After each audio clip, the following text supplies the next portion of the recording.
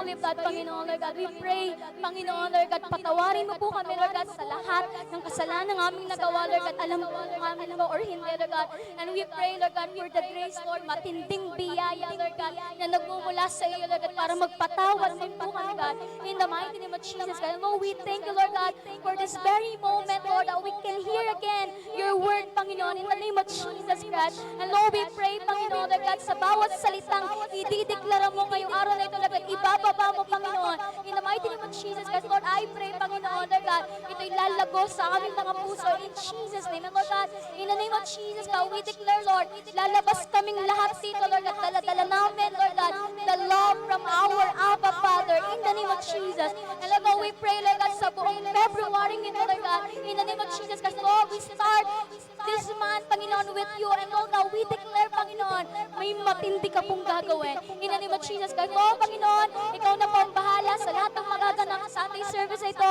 We surrender everything to you, God. We declare your victory and the defeat of the enemy. In the name of Jesus, God. Lord, maraming pong salamat. Be exalted. In Jesus' name we pray. Amen. Amen.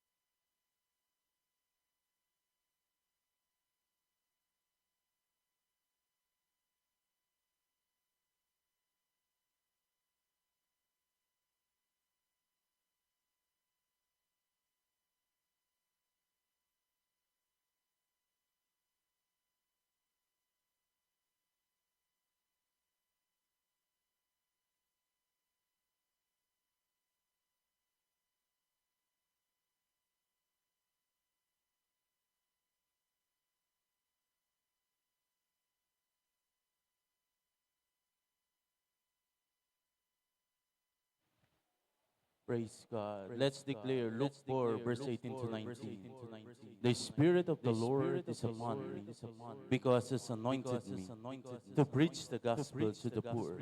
He has sent me to heal the brokenhearted, to preach deliverance to the captives and recovering of sight to the blind, to set at liberty them their bruised, to preach the acceptable year of the Lord. Let's declare GA one culture. I am a blessing. I am anointed. I am a deliverer. I am a good follower. I don't destroy, I build. I am not seasonal. I appreciate everyone, everything. I'm part of something big. I am partnership with Christ. I'm not extreme. Tayo po lahat yung ko pumikit. Tayo manalangin. Oh Heavenly Father, we thank you for today. We thank you God sa iyo pong salita. Patuloy po kami, Panginoon, na lumalapit, Panginoon. Kung meron pa pong hadlang upang hindi mo kami marinig at hindi mo kami maabot ngayong oras na ito, patuloy po kami nagpapasiyasat sa iyong banal na makapangyarihang dugo. Patawarin mo po ang bawat isa. At nagdideklara rin po kami ng pagpapala sa buhay ng bawat isa. Lord, in this day, we declare, O God, punuin mo po kami ng pag-ibig, pagmamahal, Panginoon. At Lord, I pray and I declare, mas patindihin mo po ang araw na ito. Kumilos ka sa aming buhay, punuin mo po kami, i-revive mo po ang aming puso. Salamat, Panginoon, lahat ng bagay ay sineselyuhan namin with your most precious and powerful blood. Sa iyo po, Father God, lahat-lahat ng pinakamataas na papurit pagsamba. We declare your victory and the defeat of the enemy. In Jesus' name, everybody say, Amen and Amen. Praise God. Kamusta po kayo? Kamusta po kayo? Kamusta po kayo? Kamusta po kayo? Namimiss ko yung mga nakaupo dito sa harapan para I encourage yung ating po mga A-group leaders, if you are yung mga nandyan sa likod, pwede kayong mag-move dito sa front para yung mga dadating ay dyan na lang sila umupo sa likod. Para less po ang distraction. Praise God. Very good ang group nyo. Puno kayo. Palakpakan nyo naman ang inyong sarili. Biyaya ng Diyos. Yan. Ito naman, almost sa biyaya ng Panginoon. Ang ating group 3, yan. On the way pa lang ang ating mga nasa group 3. Praise God. Okay. Sa biyaya ng Panginoon, ang bilis ng panahon, tayo po ay ano na uli, Feb months na, kumbaga buwan na ng pag-ibig. So this month, we will talk about more on love. Amen? Sino ho ditong handa na magmahal? Amen. Sa biyaya po ng Panginoon, we have a lot of activities na magaganap. Starting pa nga lang po today, ng February 1, we will start na po ang ating pong mamaya po, if you're available at if you want to participate po sa ating pong First Fruit Festival, you are welcome here po ng 2 p.m. Pero if you are not available but you want po na mag-commit, still you can give na po. We separate po yung sobre ng ating pong first fruit. Sino po namimigay? May please raise your hand. Ayun po, kay Maricar sa Asheret. Pwede po kayong lumapit sa kanila. Yung po ay ibang magkaiba po yun. Ano po? And also, meron po tayong big day para sa ating mga kabataan or harvest event ng youth. Praise God. Kailan ang inyong harvest event? 17. February 17, meron pong harvest event ang ating mga youth. And to be announced po ang ibang details po noon. And then, February 20, magaganap naman ang ating 4. Tama nga? Ano, we have 4. February 21, meron pong gaganaping Alab Conference sa Balayan. Yun po ay for A group leaders and becoming A group leaders. So, pwede na po rin kayo magpalista doon. And then, Feb 27, I think, that is Friday. February 27, meron po tayong gaganapin kauna-unahan para po sa lahat ng mag-asawahan. Yeah, we prepared the event para po sa lahat po sa inyo. Palakpakan naman natin si Lord. Ano, punong-puno tayo ng pagmamahal sa simbahan ito. So, last month, we talk about new things, mga bagong bagay na inihanda ng Panginoon. At tunay nga, grabe ang mga inihanda ng Panginoon sa ating buhay. Amen po ba? Grabe, ang dami ho nakareceive ng mga bagong bagay. At ako po'y naniniwala, nag-uumpisa pa lang ang Panginoon. Dahil nung last month, we talk about new things. Ngayon naman, we will talk about more on new assignment. At ano po ang ating new assignment or tema po natin ngayong buwan na ito? New assignment to love. Amen? Ang bago natin gagawin ay ano? Magmahal. John chapter 13 verse 34 to 35. So now, I am giving you a new commandment. Love each other. Just I have loved you. You should love each other. Verse 34, your love for one another will prove to the world that you are my disciple. Hindi ho ito suggestion, ito po ay utos ng Panginoon. At alam nyo po, nung ito yung aking pinag-aaralan, napakalawak kasi ng salitang pagmamahal sa kapwa. Amen po ba? But this time, we will focus, paliliitin natin dahil napaka-general ng pagmamahal. Ngayon, paliliitin natin yon at po-focus lamang tayo sa mga specific na taong ito. Yung ibang pagmamahal, sa ibang linggo na natin yung pag-uusapan. Pero this time, we will focus sa mga taong ito. At yan din po ang ating title. Sabi mo sa iyo nasa kaliwat kanan, I love you, church mate. Oh, sabi mo sa iyo nasa likod, nasa harapan, I love you. Amen. Sino ho dito mahal niya ang kanyang ka-churchmate? Amen. Mahal niya ang kanyang kasama sa simbahan. Alam niyo po, yung verse na binasa natin in the book of John chapter 13, yung inutusan ng Diyos na magmahal, yung sinabihan ng Diyos na magpakita ng pagmamahalan, yun po ay heart-to-heart talk ni Jesus sa mga disciple niya. Yung verse na binasa natin, hindi ho yung pan-general, hindi ang Panginoong Hesus pumunta sa gitna ng bayan at sa kanya sinigaw na magmahalan kayong lahat. Yung salitang yan, that is very specific doon sa kanyang mga disciple. Kung sa modern days, sa panahon natin ngayon, yung salitang magmahalan kayo, yun ay para sa iyong mga ka-A-group, para yun sa iyong mga ka-churchmate, mga taong nakakasama mo sa loob ng simbahan.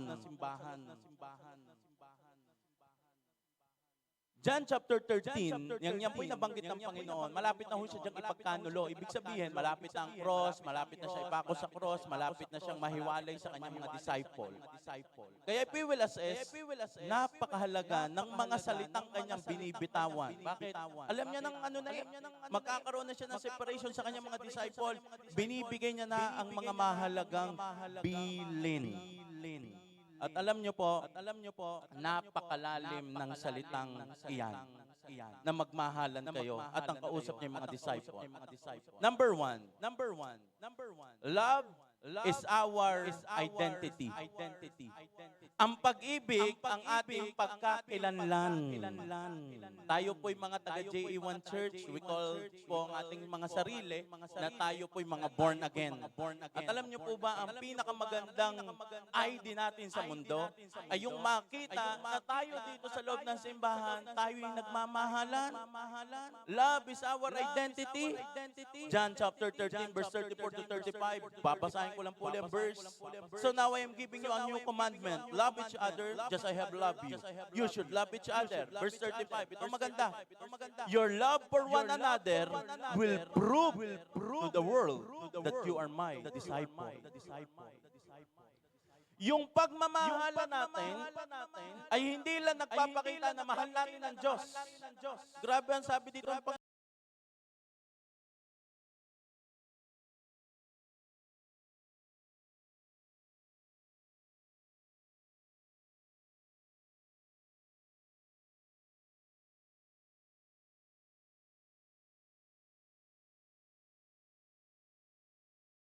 Rinig na madalas ay hindi lamang dahil ikay natin sa church.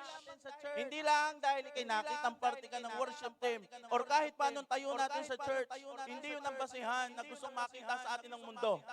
Ang gustong makita sa atin ng Panginoon, tayo, JA1 Taal, ay nagmamahalan. Sabi mo sa iyo, nasa kaliwat kanan, I love you, church mate. Yan ang ating pinopoint. Yan ang ating identity. Hindi lang ang goal ay masabi, ikaw pala JA1 na. Nakita ko kasi ang post. Nakita kita sa highlights. Nakita kita na ikaw yung ikinontent nila. Nakita kita doon sa ano, ikinakapikit Yes, maganda ang ating mga highlights for engagement. Pero ito kung gusto natin na makilala ang church, galingan natin sa engagement. Pero kung gusto nating makilala ang Panginoong Hesus, galingan nating magmahal. Amen? Galingan nating magmahal sa bawat isa. Yan ang ating identity. Ang sabi ng Panginoon, makikilala tayo ng mundo.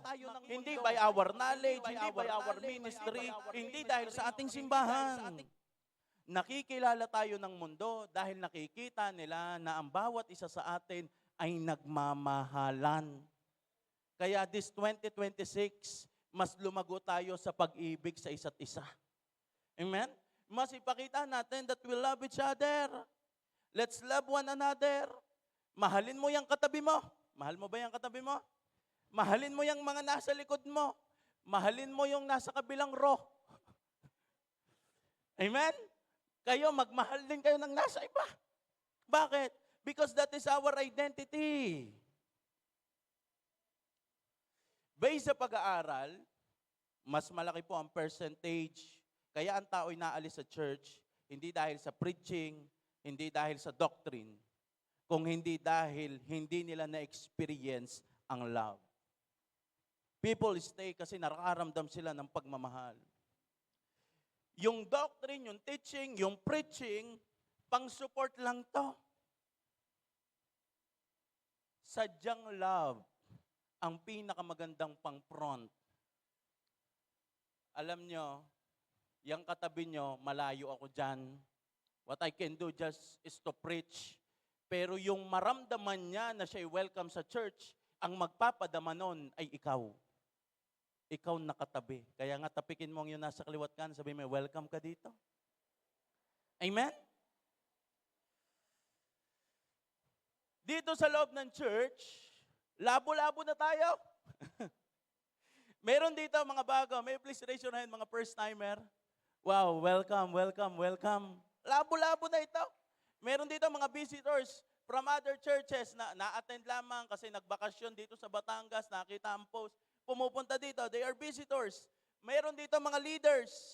Meron dito mga becoming leaders. Yung iba regular attendees, yung iba tahimik, yung iba low-key, yung iba makulit. Lahok-lahok na nasa loob ng church. Pero ang magbubuklod sa ating lahat na nandito ay walang iba kundi ang pagmamahala natin sa isa't isa. Colossians chapter 3 verse 14, at higit sa lahat, taglayin ninyo ang pagmamahala na siyang nagbubuklod sa lahat sa ganap na pagkakaisa. Sa ibang translation, clothe yourselves, put on love. Parang magsuot ka ng pag-ibig.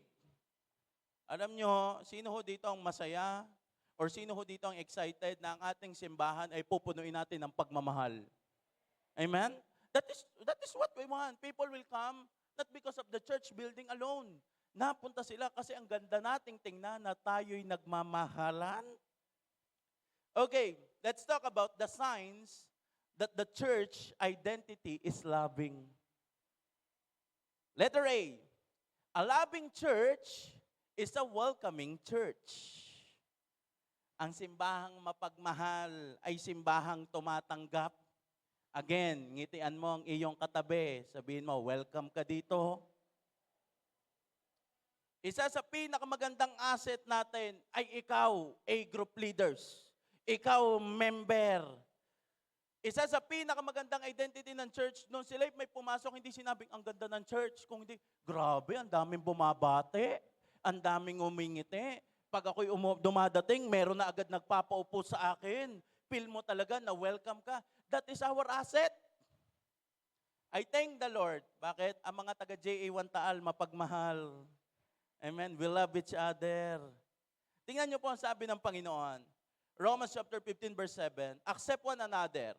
Then, just as Christ accepted you in order to bring praise to God.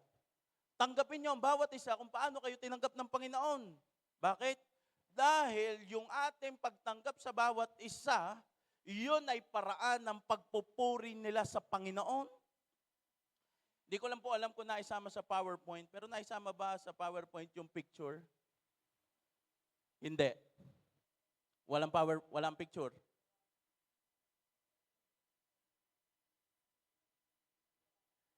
Hindi yan. Yung isa. Iyan. Okay. Yan pong tao na yan ay si Mahatma Gandhi. Sa India, ang tawag po sa kanya ay Great Soul, dakilang kaluluwa. Ang tawag din po sa kanya ay ito, Father of the Nation. Grabe ano? Talagang matindi ang kanyang influence. Siya po ay lawyer, nag-aral siya ng law, nagtrabaho po siya sa South Africa, and then saka po siya bumalik sa India. Gaano katindi ang kanyang influence? Nandahil lamang naman sa kanya, ay lumaya ang bansang India sa mga British because of him. Napalaya nila ang bansa ng walang dahas. Grabe. At meron din siya mga pinaglalaban na pagka pantay-pantay, pinaglaban niya ang karapatan ng mga kababaihan, pinaglaban niya ang karapatan ng mga alipin. Dahil sa kanya, nakalaya ang bansa sa pamamagitan ng truth and non-violence. Grabe, tindi ng kanyang influence. To the point na nagkakaroon ng peace because of him. Nung sa India, nagkakagulo ang Hindu at saka Muslim, nag-aaway sila. Alam mo, ang ginawa ni Mahatma Gandhi, nag-fasting yan. At ang sabi niya, hindi ako kakain hanggat hindi kayo nagbabate. O parang hanggat hindi kayo nagkakaayos. Dahil sa laki ng kanyang influence, yung Muslim at Hindu nagbate. Bakit? Dahil pag ito hindi kumain, mamamatay. Ayaw nilang mamatay. Kaya anong kanyang ginawa? Anong ginawa? Nagbati. At ito pa, noong gusto na nila ng freedom ng India, dahil sila'y alipin ng British, alam niyo ang kanyang ginawa? Siya nag-fasting for that freedom. Ang mga tao'y natakot. pag-arin namatay, yung kinukonsider nilang father of the nation, magkakagulo sa bansang ito. Kaya ang British, umalis. O sabihin mo sa iyo, nasa kaluhan niya, fasting lang pala ang sagot. Alam mo yun, nagpapasting siya at hindi talaga ako kakain hanggat hindi kayo nagkakaigay. Umalis. Siya nagpatunay na makakalaya ang bansa, hindi kailangan ng violence. Doon lang sa truth. Now, ang India, nung panahon na yon, yun ay secular na bansa. Walang official na religion. Noong si Mahatma Gandhi ay nag-aaral ng law, may nag-abot sa kanya ng Bible. Bata pa siya noon. At ang favorite niya na sermon ni Jesus ay yung Sermon of the Mount. Ano po ang content nun? Yung po ay turo ni Jesus na huwag kang gagante. Kapag sinampal ka, iharap mo rin ang kabila. Pag sinampal ka sa kabilang side, iharap mo din. Mga turo ni Jesus na love your enemies, be a peacemaker. Yun, ganun katindi. At dahil sa kanyang nabasa na yon, nung siya'y nag-aaral ng law, nadala niya yon hanggang siya'y naging abogado, hanggang siya'y naging, bumalik siya sa India para ipaglaban ng kailang bansa. Kaya non-violence, di siya gumagante. Puno siya ng pagmamahal. Ito na. Lagi niyang dala ang kanyang Bible. Siya'y pumunta sa Africa dahil siya po'y magtatrabaho bilang batang lawyer. Dahil siya'y seryoso sa Bible, sinubukan niyang umattend sa isang church para matuto. Kasi nga, wala siyang ang ganda ng tinuturo ni Christ, pero wala siyang guidance kung paano mapag-aralan niyo. Kaya siya'y pumunta sa isang church para siya'y matuto at the same time, para siya'y magpa-convert. Pagdating niya sa church, ay hinarang daw siya ng Asheret. Buti ng Asheret natin, hindi nangaharang, At sinabihan siya na bawal siya sa simbahang iyon. Dahil daw ang church ay para lamang sa mga Europeo at sa mga puti. Aray ko. Kaya siya'y na-disappoint. He felt unwelcome, invisible, and excluded. Kaya tumatak ang isa sa pinaka-famous line niya na ito.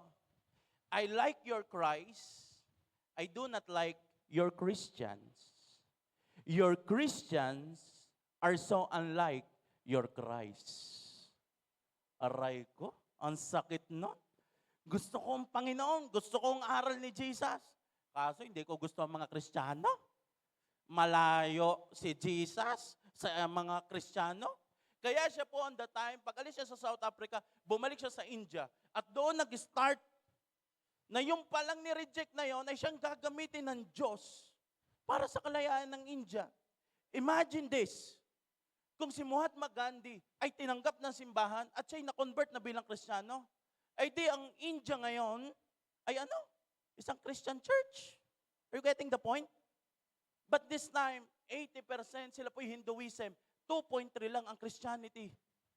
Imagine that, kung sana siya'y natanggap ng ayos sa simbahan, may bumate, may ngumiti, tinanggap na siya ay welcome.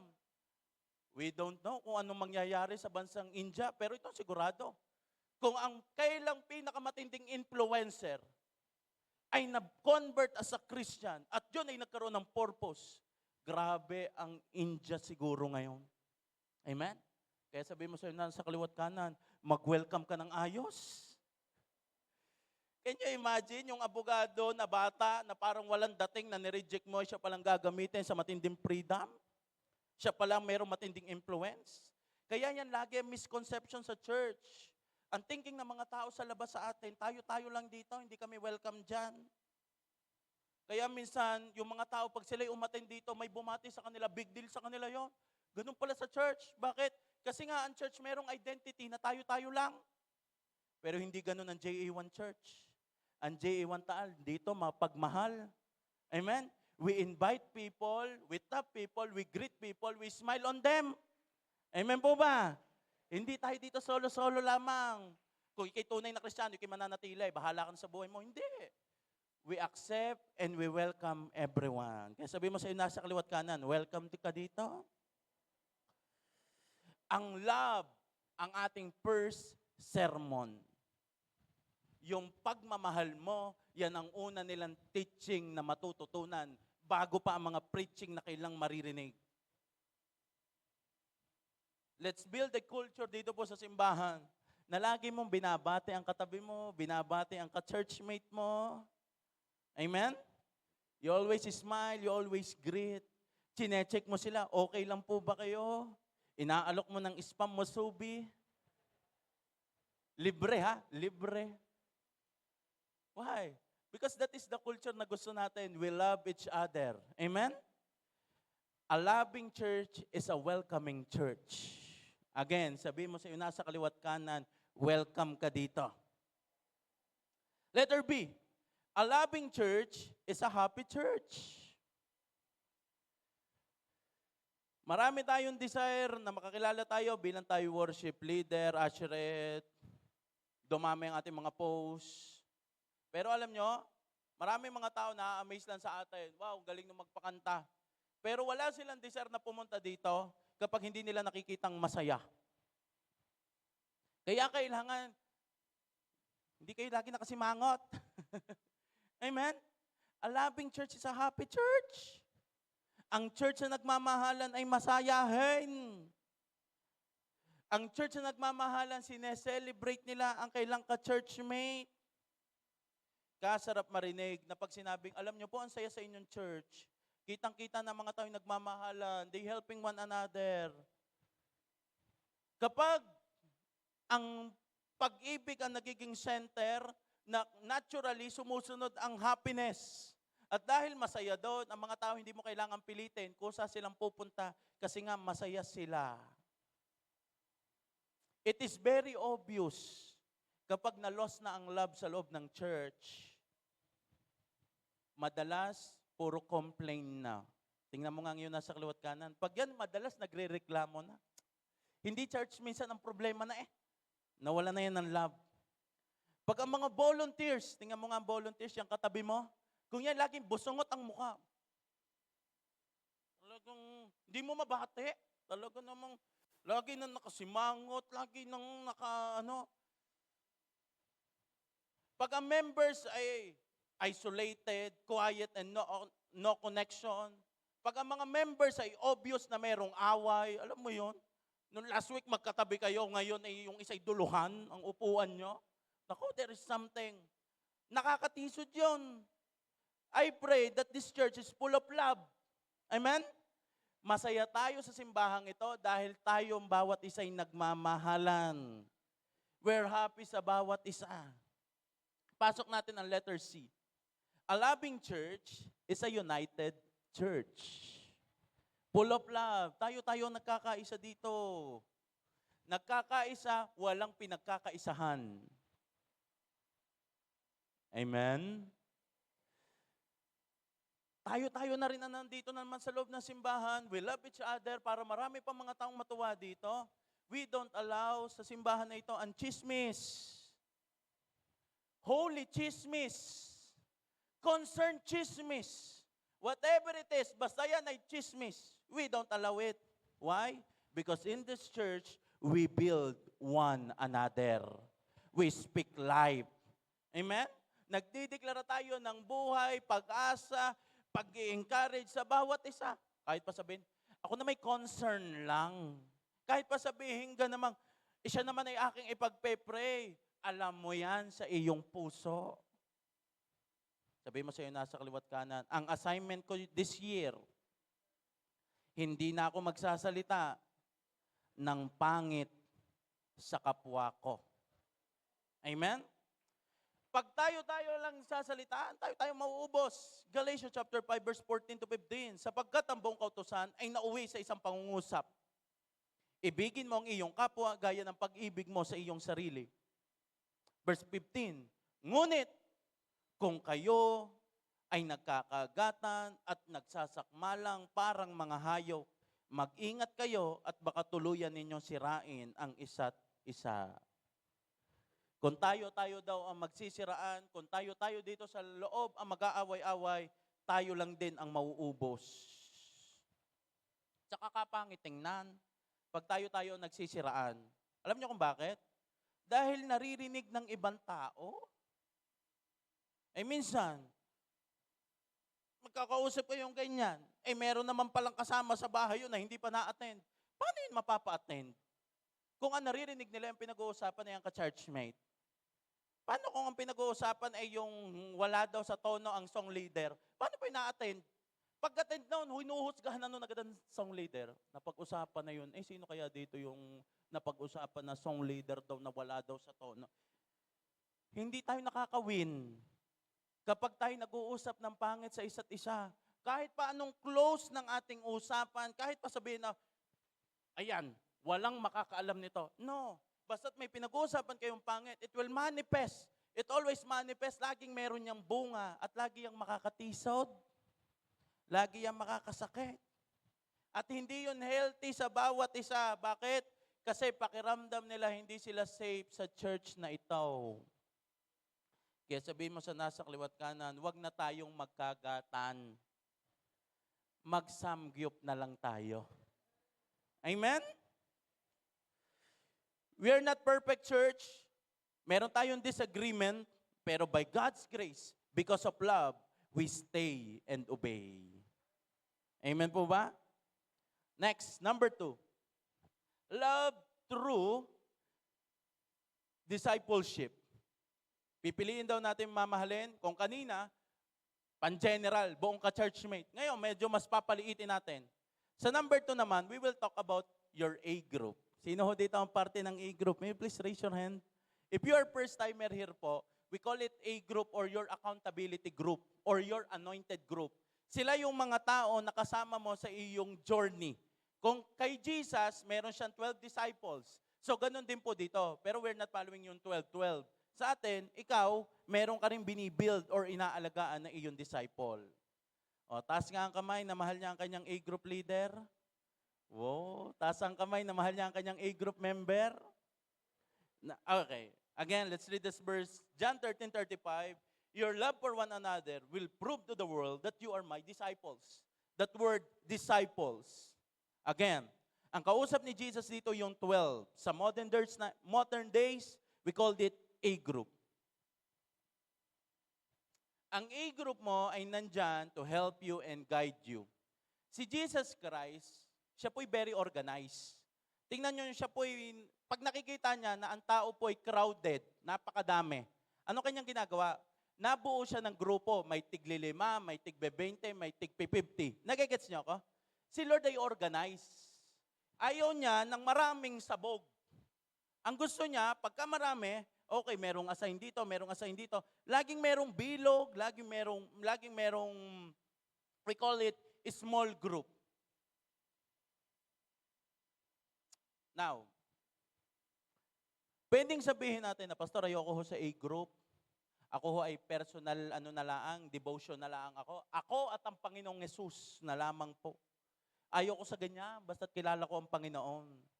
Alam niyo po, accept it or not, yes, mahalaga ang quiet time. Pero mas matibay tayo if we belong sa ating A group. Look at the pattern. Mga Ngaral chapter 4 verse 12. Kung ang nag-iisa'y maaaring magtagumpay, laban sa isa, lalo na ang dalawa. Ang lubid na may 3 pilipit na hibla ay hindi agad malalagot. Ito, kung ang isa'y maaaring magtagumpay laban sa isa, ang ibig sabihin nun, yung personal devotion mo, yung quiet time mo kay Lord, that is your personal commitment, that is good. Pero sabi ni Lord, mas lalo kang magtatagumpay pag dalawa. At lalo na pag kayo'y 3, hindi agad kayo malalagot. Ibig sabihin, ang journey kasi ng ating pagiging Kristiyano, yan ay full of pressure, full of testing. Pag isa ka lamang, lagot ka kaagad. Pero pag sinabi, pag kayo'y 3, ano po yung 3 na yon? It is Jesus, shepherd, and sheep. Pag sinabing shepherd, you're a group leader. Pag sinabing sheep, you're a group member. Pag kayong 3'y nagkasama-sama, hindi agad kayo malalagot. Quiet time is good. Pero with the help of a group, mas matindi ang multiplication ng faith, growth, and impact. Quiet time is good sa iyong faith. Pero kapag meron kang A group, mas powerful ang pananampalataya. Tingnan natin ang design ng Panginoon sa A groupings. Alam niyo po, A groupings is biblical. Acts chapter 2 verse 42. All the believers devoted themselves to the apostles' teaching and to fellowship, and to sharing in meals, and to prayer. Yan po ang A group. Pag sinabing the believers, all the believers devoted, ibig sabihin po, hindi sila nawawala sa paglilingkod. Inilalaan nila ang kanilang sarili kahit may pressure, kahit may persecution. Ano po ang meron sa A group? Bakit nakapag-build ng mga devoted na mga leaders? Dahil sila po'y nag-i-stay saan? Apostles' teaching or spiritual truth. Sa loob ng A group, we have a process. Sa A group, pinag-uusapan more on mga spiritual truth. Kaya diyan po, mga leaders natin, they are equipped na turuan ka ng salvation, turuan ka ng baptism, turuan ka, whatever it is, kung ano man ang meron sa loob ng church. Ibig sabihin, sa loob ng A group, nandyan po ang mga spiritual truth. Unlike pag ikaw solong mag-isang nag-aaral, mako-confuse ka kasi walang nag-guide sa'yo. Pag ikaw ay solo, mas mabilis kang ma-fall sa temptation kasi walang accountability group. More on your decision ay very personal. Unlike sa A group, ang A group leader mo ang natulong sa iyo para sabihin kung ang decision mo'y tama o mali. Amen po ba? Now, 2 Timothy chapter 3 verse 16 to 17. All scriptures or the Bible is inspired by God and is useful to teach us what is true and to make us realize what is wrong in our lives. It corrects us when we are wrong and teaches us to do what is right. Verse 17, God uses it to prepare and equip His people to do every good works. Ang sabi doon, lahat ng nasa Bible nagtuturo sa atin kung ano ang tama para makita natin kung ano ang mali at turuan tayong gawin kung ano ang nararapat. Ginagamit ng Diyos ang mga bagay na iyon para tayo i-prepare at equip para magawa ang mga mabubuting bagay. Ngayon po, isa sa role natin ay ano? Sabihin mo sa iyo nasa kaliwat kanan, ikaw ay tupa. Pag sinabing ikaw ay tupa, kailangan mo ng shepherd, someone na mag-aalaga sa iyo. At ang ating shepherd, sila ang ating mga A group leaders. Amen? Kaya pag meron ka mga A group leaders, you need to allow them to check and rebuke you. Allow them to guide you. Kasi nga, ikaw ay tupa. Ang description ng Diyos sa ating mga tao, tayo ay tupa. Ibig sabihin, walang direksyon. Tayo ay fragile. Tayo ay mabilis lagi mapahamak. We need shepherd. Hindi natin kayang mabuhay nang walang shepherd. It means, kailangan natin ng mga A group leaders. Amen po ba? At uunahan na kita. Ang A group leaders mo ay sadyang KJ. Why? Dahil sila yung instrument ni Lord. Ang sabi doon, ganagamit ang salita ng Panginoon para ikaw i-correct, para ikaw ay tama. Ang ating mga A group leaders, they are busy in guarding your heart, not supporting your heart. Malaking bagay yun. Ang mga leaders natin, hindi laging susuporta yan sa tibok ng iyong puso. Dahil ang tibok ng iyong puso, kampihan sa iyong sarili. Kaya pag solo ka, very biased ng iyong desisyon. Dahil puso mo, kampi pa sa iyong sarili, edi ikaw na. Pero pag meron kang A group leaders, hindi sila basta nasuporta sa laman ng puso mo. Their role is to guard you. And praise God. Bakit? Pag meron kang A group leaders, may nagtatama sa iyo at advantage mo yun. Hebrew chapter 13 verse 17, obey your spiritual leaders and do what they say. Their work is to watch over your souls. They are accountable to God. Give them reason to do this with joy and not with sorrow. That will certainly not be your benefit. Ano sinabi doon? Pag sinabi spiritual leaders, that is your A group leaders, silang iyong mga pastor. Ang sabi ng Bible, obey. Praise God. Sino tayo para laanan ng Diyos ng isang tao na naka-assign na accountable sa ating kaluluwa? Hello? Sino tayo para lagyan ng Panginoon? Na accountable, ibig sabihin, someone na may responsibilidad sa kaluluwa mo. Someone na may responsibilidad sa kaligtasan mo. Someone na may responsibilidad sa journey mo. Praise God, we have A group leaders. Amen.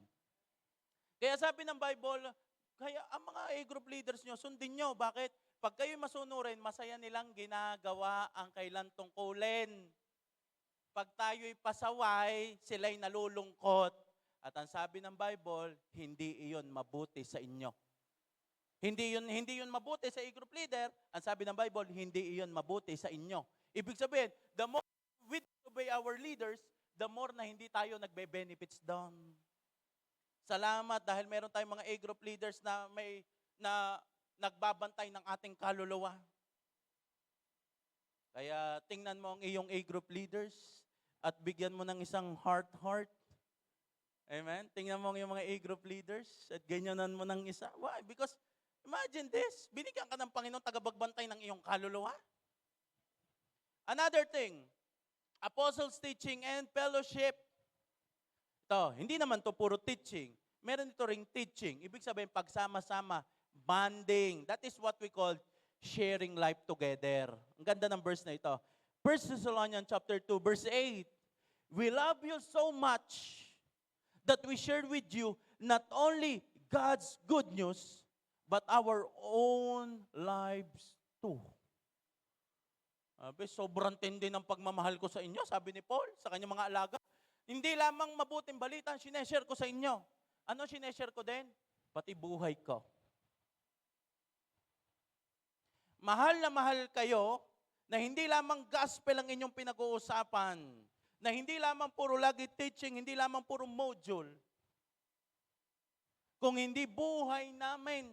Imagine that, pag kayo po'y nagsasama-sama ng inyong A-group, nandun ang time, presence, availability, listening, pagsama sa struggle, pagsama sa tagumpay, kahit magulo na, magkakasama pa din. Alam niyo po, si Paul, hindi lang siya nag-stand bilang mentor, nag-stand din siya bilang tatay. The personal is not, ako ang inyong leader. Kung hindi, ang relationship is very personal. Nagkakaintindihan tayo. We share life together. Hindi lang natin pag-uusapan ay patungkol lamang sa kung ano ang nasa module, kundi ang pag-uusapan din natin, kamusta ka ga? A-group is not just a meeting. Ito'y shared life. Yung mga pinagdadaanan mo, nasasabi mo ito sa A-group. The gospel is not just something you preach. It is something you live and share with people. Amen? Mas laliman natin ang A-group. People will not stay in the church sermon alone. They will stay kasi yung buhay nila na i-share nila, yung mga pinagdadaanan nila, nararamdaman nila, may natulong sa kanila. Kaya sino dito ang excited at gagawing mas masaya ang kanyang A-group? Amen. Ano pa po meron sa A-group? Apostle teaching, fellowship, and sharing in meals. Sabihin sa ibang translation, breaking bread. Kaya po sa A-group, hindi nawawala ang pagkain. Sino ho dito ang tumaba na dahil sa A-group? O, tingnan nyo ho ang inyong pastor. Di na ho ako tumaba sa A-groupings. Why? Kasama lagi yo. Essential, there is something about food. Sa culture nila, pag nakasabay kang kumain, ang ibig sabihin nun, tanggap kita. Ang ibig sabihin nun, belong ka sa buhay ko. Mahalaga ka sa akin, kasama kita.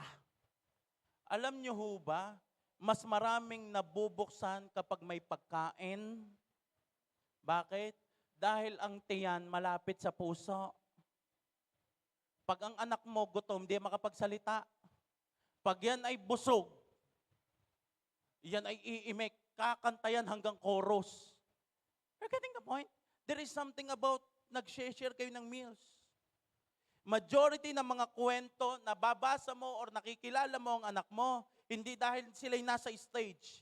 Nakikilala mo sila kapag magkasama talaga kayo kumakain. Mas nabubuo ang love. Ikaw ay nag-i-stand bilang, kausap ko po dito, mga A-group leaders. Ikaw ay nag-i-stand bilang pastor or leaders, shepherd, hindi bilang ikaw ay leader nila na may authority. Kung tayo po'y pastor na, or kung tayo po ay merong mga anak, minsan talaga masusubok ang love. Pero bilang tayo po'y mga leaders, ito ang bilin sa atin ng Panginoon. Colossians chapter 3 verse 13, to all the A group leaders, make allowance for each other's fault and forgive anyone who offends you. Remember, the Lord forgive you, so you must forgive others. Ang letter ni Paul dito ay hindi letter na pang unbelievers. Ito po yung letter para sa loob ng church. So, ina-expect ni Paul na sa loob ng church ay meron talagang offense. Kaya sabi niya, make allowance, forgive one another. Bakit? Ina-expect niya that the church is not perfect. Sa loob ng simbahan, ikaw at ang anak mo ay pwedeng magkaroon ng misunderstanding. Kaya sabi ng Bible, make allowance. Ang ibig sabihin nun, to endure, to hold yourself from reacting. Hindi pwedeng sa A-group, pag ang anak mo'y pasaway na ilalayasan mo na, iiwasan mo na. Pag sinabing make allowance, A-group leaders, ang sinasabi doon ay understand na pwedeng anak kong ito na sobra-sobra ang gawin ay kailangan dagdagan ko rin ng sobra-sobrang pagmamahal. Pastor, sobra na kasi ang anak ko. Kaya nga merong A-group para sa mga sobrang iyan. Amen? Hindi tayo pinapadalhan ng Diyos ng mga perfect na A-group members. Pinapadalhan tayo ng Diyos ng mga messy people at ang binibigay sa atin ng Diyos ay patient, pagmamahal na nalago, habang nalago din ang pagsaway nila. Wala talagang perfect A-group. Lagi may nandiyan ang offense, samaan ng loob, tampuhan. At yun ay normal. Pero sa loob ng discipleship, lagi ang magpapatuloy.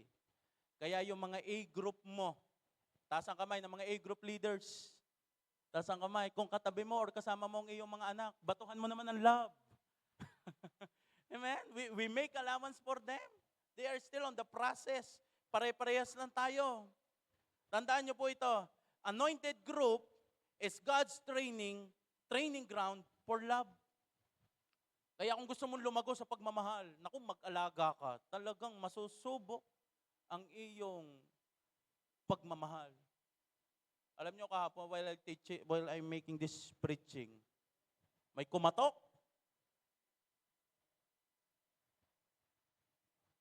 Tay, busy po kayo?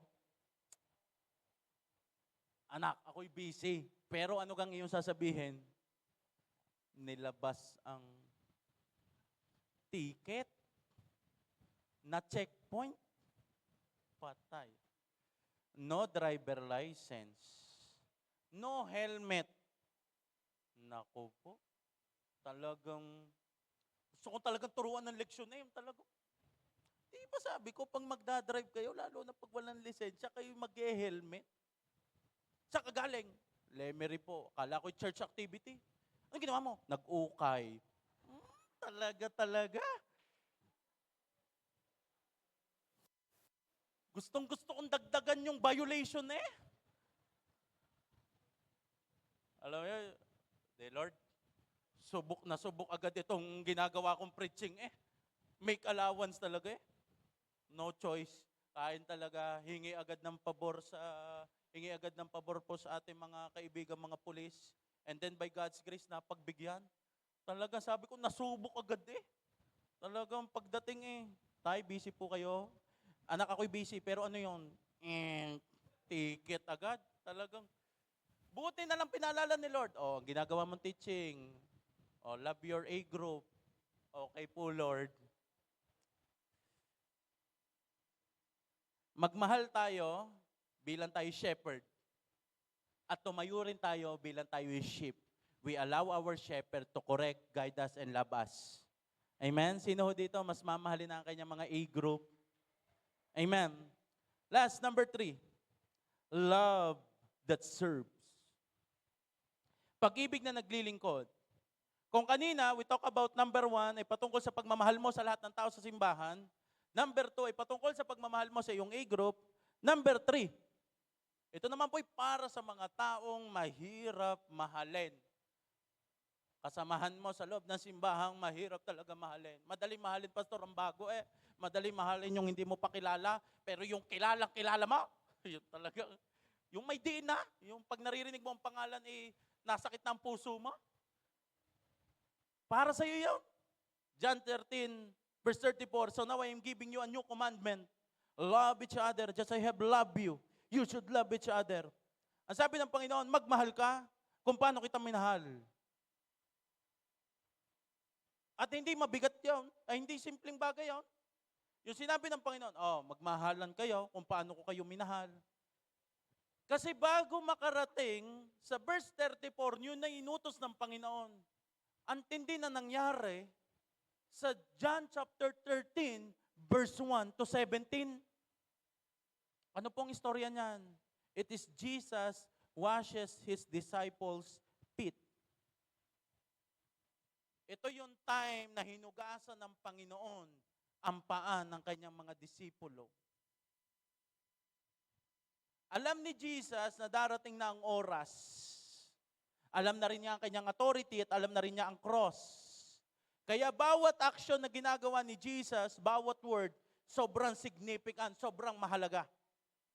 Kaya after nilang kumain, ang kanyang ginawa, kumuha siya ng towel, at nilagyan niya yung planggana ng tubig and he started na umupo sa paa, isa-isa ng kanyang mga disciple at nilinisan niya ito.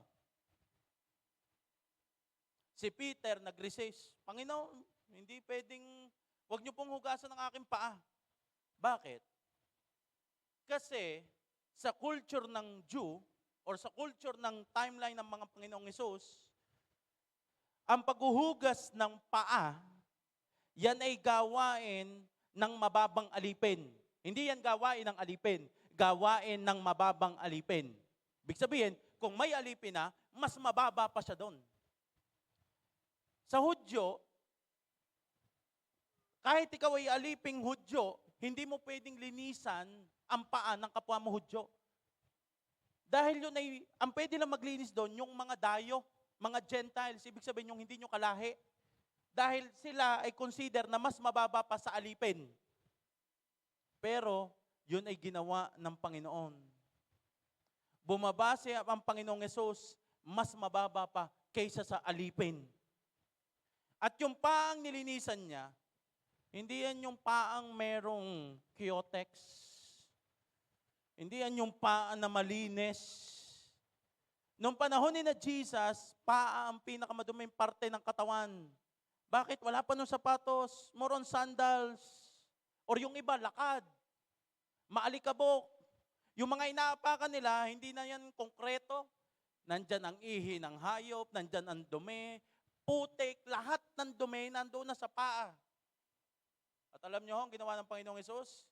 Hinawakan ni Jesus ang parte ng tao na ayaw hawakan ng iba. If we will assess, si Jesus, siya'y teacher. Dapat mga disciple niya ang maglilingkod sa kanya. Pero anong kanyang ginawa? Siya ang naglingkod. Bago yun ginawa ng Panginoong Hesus, ang mga disciple pa'y agawan. Sino ang uupo sa kanan ng Panginoon? Yung parang, Lord, sa langit, sinong kanang kamay mo? Yung parang mga ganyan mga labanan ito kung sinong pinakadakila. Pero ang ginawa ng Panginoong Hesus, kung gusto mong pinakadakila, ikaw dapat ang pinakamababa. Kaya ginawa niya yung pinakamarumi, pinakamababa. At ito ang matindi. Yung nilinisan niyang paa, they are not the perfect disciples. Ang isa sa nilinisan niyang paa ay si Judas, na alam niyang itong Judas na ito ay Judas talaga. Ano ibig sabihin? Tatraydo rin ako nito. Ito nagkanulo sa akin. Alam niyo ng Panginoon. Pero kahit alam niya, pinili pa rin niyang hugasan ang paa. Si Peter, na alam niyang siya'y pagkakanulo, pinili pa rin niyang hugasan ang paa. Kahit yung mga hindi na deserving sa pagmamahal, hindi niya inalis sa listahan.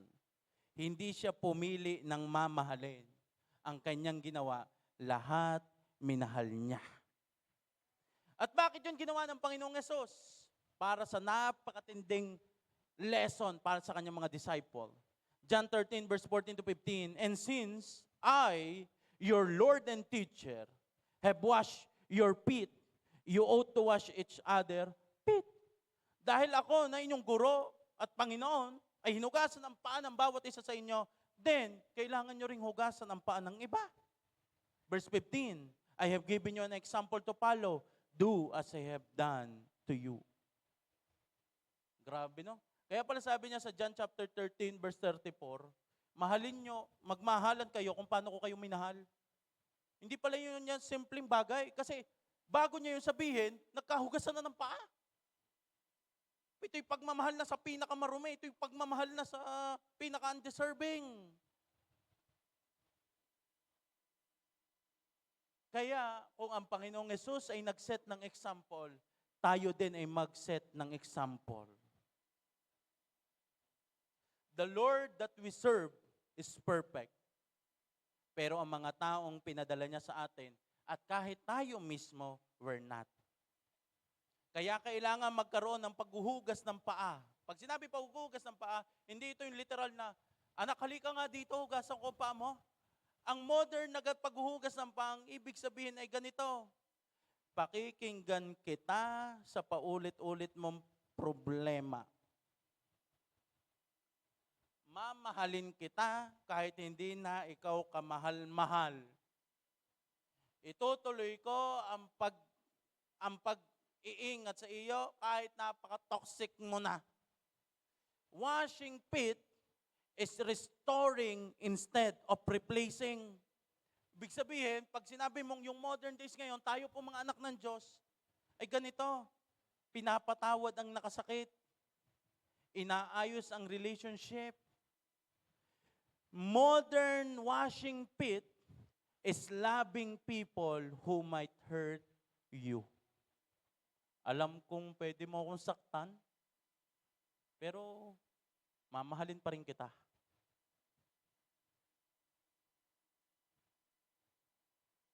Hindi lang ito patungkol sa paglilinis ng paa. Ito'y patungkol sa disciple na handang bumaba at umabot para sa mga taong hindi nakamahal-mahal. Serve kahit mahirap. Forgive kahit masakit. Stay kahit may tension. Sino dito ang handa na mas magmahal pa sa mga taong hindi ka mahal-mahal? Guys, ang Panginoong Yesus ang doktor at tayo pong ang church na ito'y hospital. Hindi ito lugar ng mga perpektong tao. Lugar ng mga taong binabago pa lang sa biyaya ng Panginoon. We set allowance, talagang makukulit, talagang, gayon ka din naman.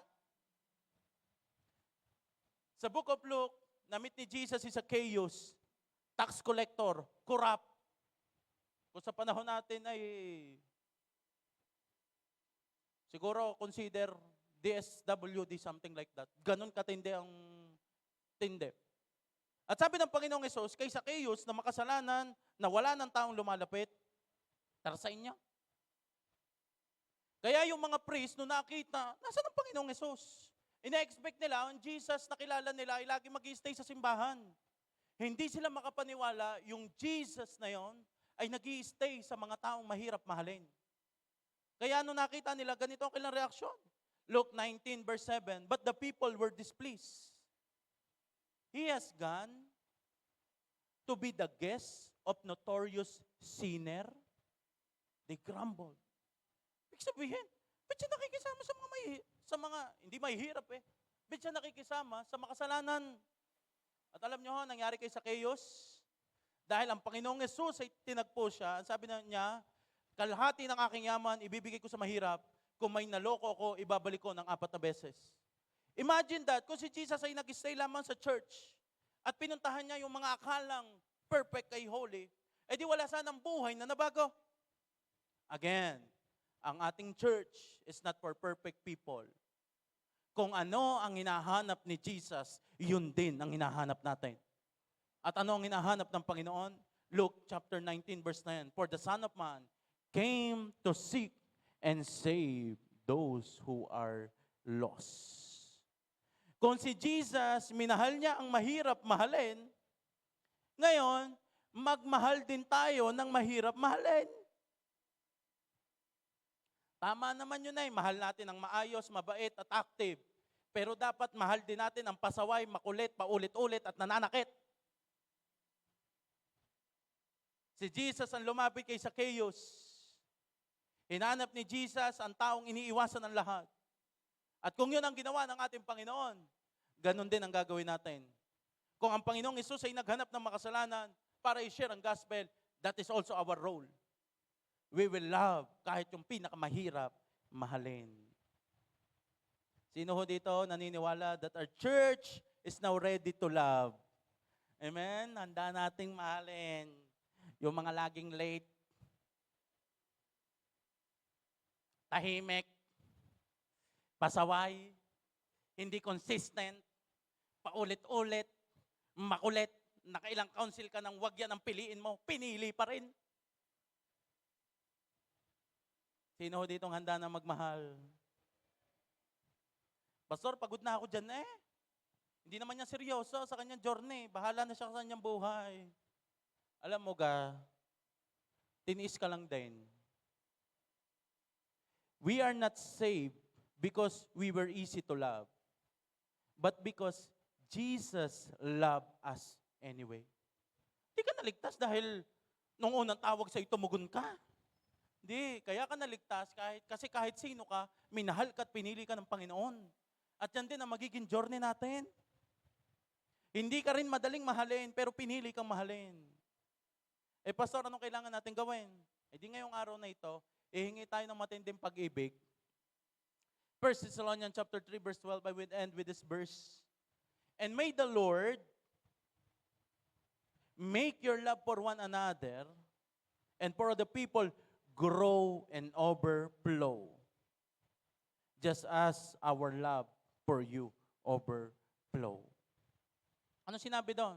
Naway ang pag-ibig natin sa Diyos at pag-ibig natin sa bawat isa ay lumago at umapaw. Sino ho dito excited na ang kanyang pag-ibig sa loob ng simbahan, sa kanyang ka-churchmate, sa taong mahirap mahalin, sa taong hindi pa niya masyadong ka-close, ay lalago at mag-overflow.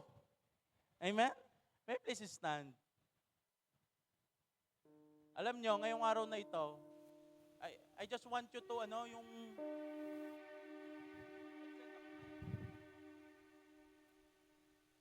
Alam nyo, ngayong araw na ito, ayokong tayo malungkot dahil we love each other. A loving church is a happy church. Amen. Amen. Ngayon, magagawin lang natin, tayo magmamahalan. Alam niyo kung hindi nyo na ito masyado nagagawa. But this time, habang tayo nagpupuri sa Panginoon, inyong pupuntahan ng inyong mga ka-churchmate, inyong naman babatiin, inyong kakamayan, inyong kakamustahin. Amen? It's okay? Okay lang ba yun sa inyo? Papakita lamang natin na tayo sama-samang nagpupuri sa Panginoon. Amen? Then mamaya, magsasama-sama tayo. After nyo mag-greet, puntahan nyo ang inyong e-group, magsama-sama kayo dyan, habang sabay-sabay natin pinupuri ang Panginoon. Love is our identity. We love our church. Amen? Taas nga po ang kamay ng mga first-timer. Will please raise your hand. Ipakita natin sa kanila ang pinaka-the best welcome. Amen? Welcome po kayo dito. Mahal po namin kayo dito. Woo! Naman, maya-maya na konti, tayo ay magkakamayan. Come on, declare.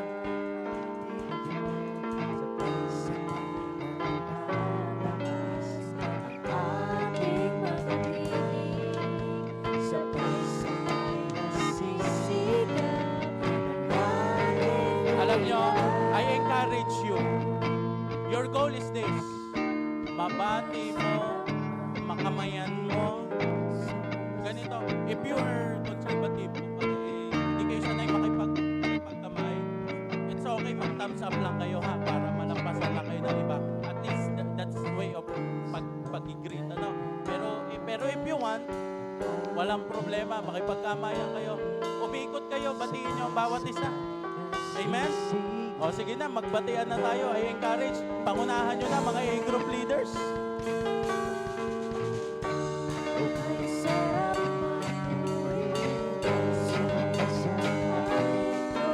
Yes, we love our church.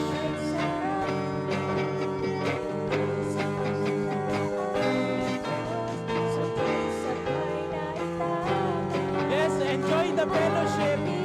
Enjoy mo yung fellowship. Enjoy your ka-church mate, your A-group. Sige, enjoy mo.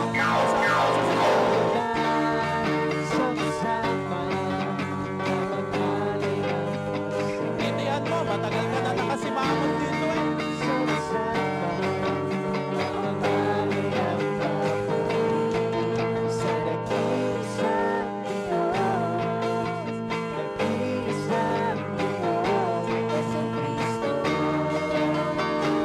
Sige, batiin nyo ang bawat isa.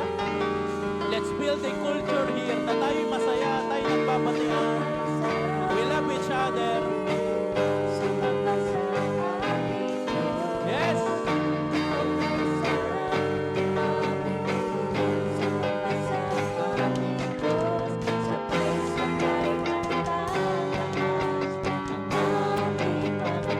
God bless you po, God bless you. Guys, batuhan nyo ng love.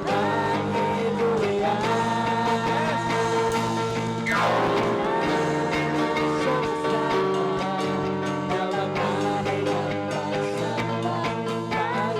Yes! We love each other. Tayo nagmamahalan.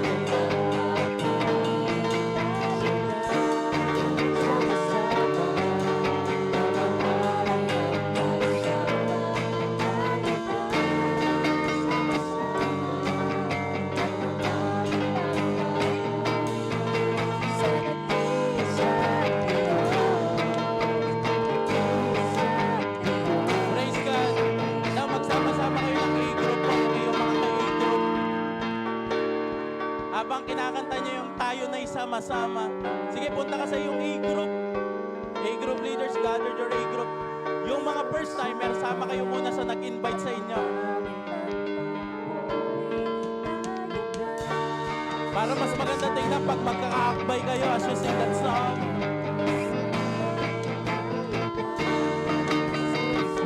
Come on, declare.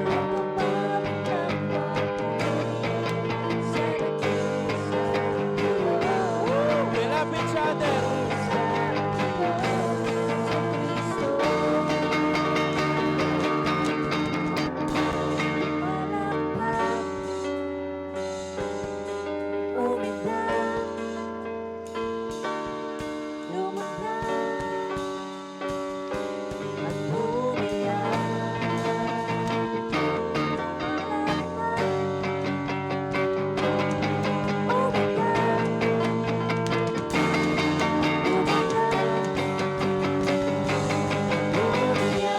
Yes, we love each other.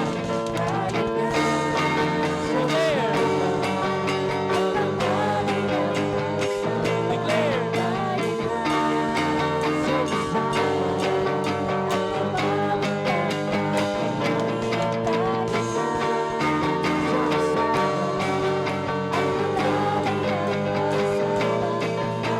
Alam mo, magkarap-harap kayo, magkaka-intro. Magbatuhan muna kayo ng heart-heart.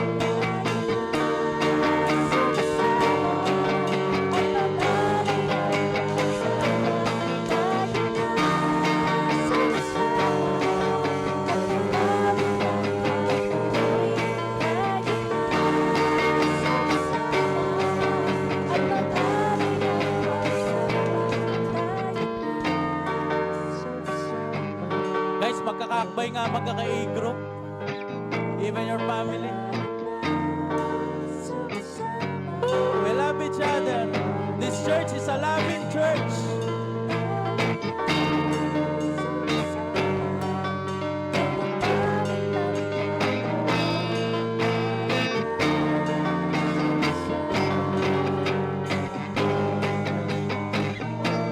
Come on.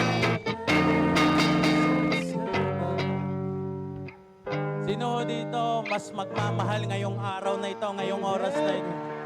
Amen? Punuin mo ang sarili mo ng pagmamahal and I will tell you, yan ang tutulong sa iyo upang mas gumaan ang iyong journey para sa iyong paglilingkod sa Panginoon. Sabihan mo ang 10 katao, sabihin mo, I love you, churchmate!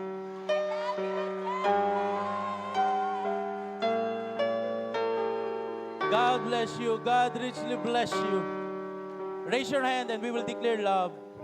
Lord, ngayong oras pong ito sa pangalan ng Panginoong Yesus, nahingi po kami ngayon ng napakatinding pag-ibig. And may the Lord make your love for one another and for all the people grow and overflow. Receive it in Jesus' name. Everybody say, Amen and Amen.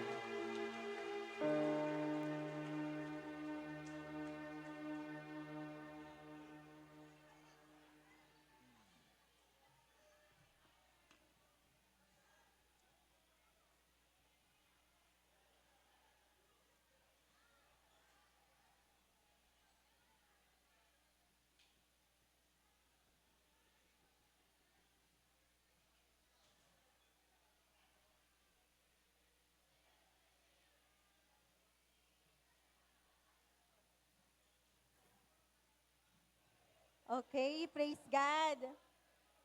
Sige po, pwede po tayong bumalik sa ating mga upuan.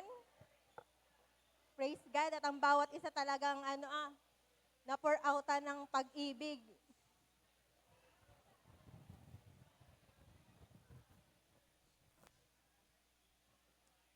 Okay, so tayo naman po ngayon ay dadako sa ating tithes and offering. Ano po?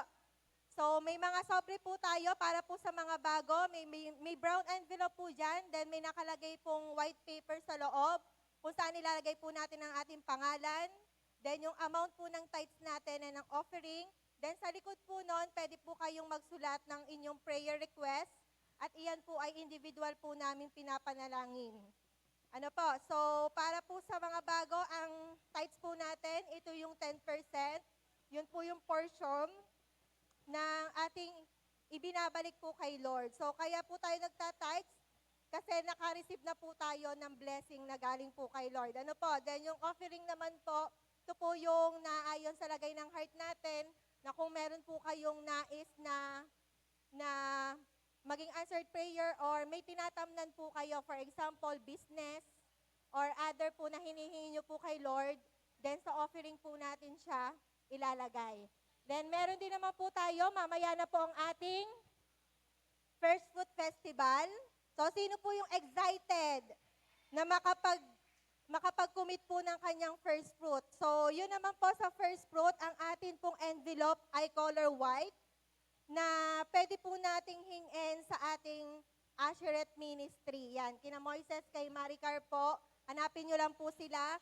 Pwede pong mamaya at meron din pong white paper po doon. Lagyan po natin ang pangalan ng amount po ng ating first fruit at may prayer request. At yung pong prayer request po natin na nakalagay doon ay full year din po yung ipinagpe-pray. At tinitingnan po doon kung alin po doon yung mga na-answered prayer na po. Ano po? At biyaya naman noong 2025, napakarami pong nag-testify na ang buong taon po nila ay talagang hindi pinabayaan ng Diyos. Ano po? So, mamaya po ang First Fruit Festival ay gaganapin po natin ng 2:00 po ng hapon.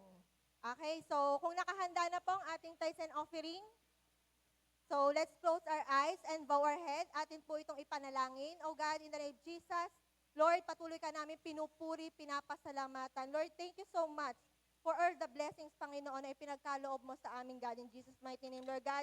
Sa lahat ng pinagkatiwala mo sa aming blessing, God, in Jesus' mighty name, Lord. Sa oras mong ito, Panginoon, hawak namin, Panginoon, ito yung heart namin na kung paano ginagawa naming holy ang aming tithes in Jesus' mighty name, Lord God. At ito, Panginoon, yung aming pagtitiwala sa iyo, God, in Jesus' mighty name, na kung paano ka namin maparangalan, Lord, we bring back to you, Panginoon, our tithes at we give our offering, Panginoon, with a cheerful heart, God, in Jesus' mighty name. Lord, ikaw na po yung bahalang mag-cover, Panginoon, ng banal mong dugo in the name of Jesus. Lord God, ikaw yung patuloy na magbibigay, Panginoon, ng blessing upon blessing, favor upon favor, Panginoon, unexpected and more surprises sa buhay ng bawat isa. And God, magbibigay ka at magbubukas ka ng panibagong pintuan sa bawat tapat na nagbibigay sa iyo at nagbabalik sa iyo in Jesus' mighty name. Lord, patuloy nga po na kami nagdideklara ng increase, Panginoon, multiplication, Lord God, sa lahat ng resources ng bawat isa, God, in Jesus' mighty name. Lord, muli, maraming salamat. Ito ay para sa iyo. Sa iyo po namin binabalik ang papurit, pagdakil at pagsamba. In Jesus' name, amen. Pwede na po tayong magbigay.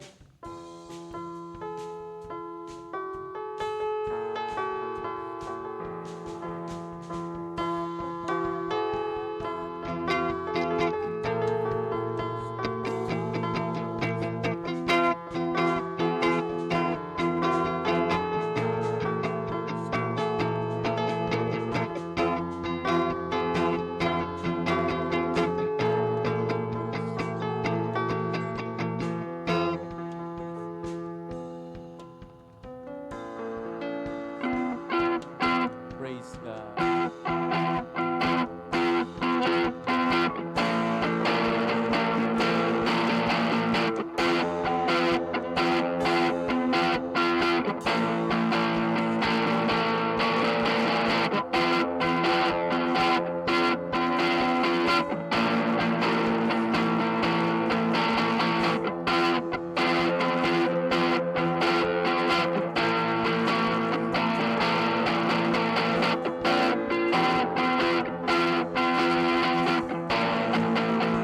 Praise God. I really thank the Lord sa generosity po ng bawat isa. Like what I said, sa biyaya ng Panginoon and nilalakaran natin ang pananampalataya. Bago matapos ang taong ito, tayo naka-aircon. Sino nananampalataya doon? Amen? Mapapaganda natin ang ceiling, mapapalitan natin ang ating mga monitor sa biyaya ng Panginoon. Amen po ba? Sabihin mo sa nasa kaliwat kanan mo, mangyayari. Amen. Sige po, ating po ipag-pray ang mga tithes and offering. Panginoon, inihahandog po namin sa iyo ang mga tithes and offering na ito. Maging mabangon sa iyo sa iyong harapan. Magamit, God, for your glory alone. Patunayan mo ang iyong pangako. In Jesus' name, amen. Pag-pray po natin ng bread and juice. Panginoon, sa pag-partake po namin ng bread and juice na ito, mag-manifest po ang totoong essence nito. In Jesus' name, amen.